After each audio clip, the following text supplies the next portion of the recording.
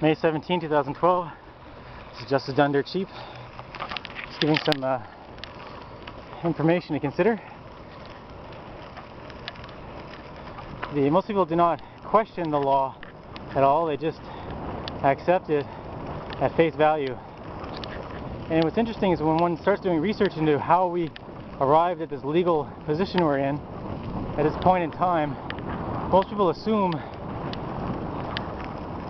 and that's believing it without any evidence whatsoever, that they need a driver's license. I'm going to give you some quick history lesson there on the driver's license. And what's interesting is that 100 years ago there was no driver's license because very few people had cars. Most people rode around on horseback. And when you look at the terms that modern day licenses use, it actually goes back to horse riding days.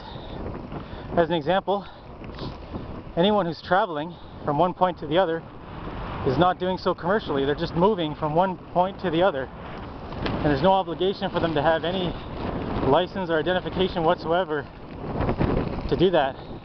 It's a right that we all have, right to travel.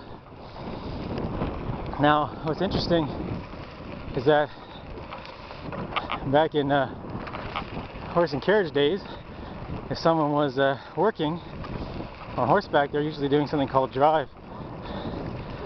Now, driving was when people drove cattle. They would take a herd of cattle, drive them from one point to the other.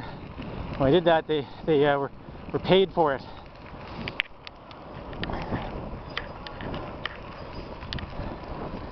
So that's something to consider. That's where driver implies a commercial endeavor, whereas to travel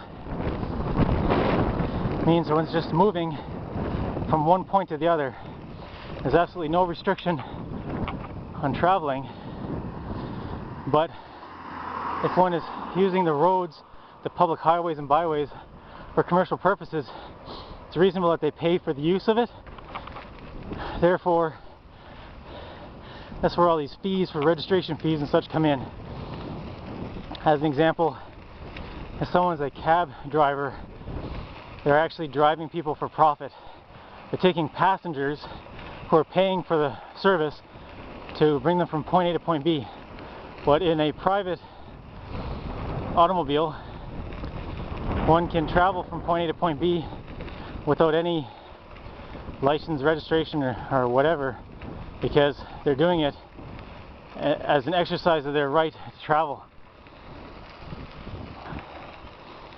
I'll be putting up more videos on the subject, but for today, that's all. This is Justice Done Dirt Cheap, just sharing some legal history of the words that define driving, traveling, and whether we need a driver's license or not. Thanks for listening. Have a great day.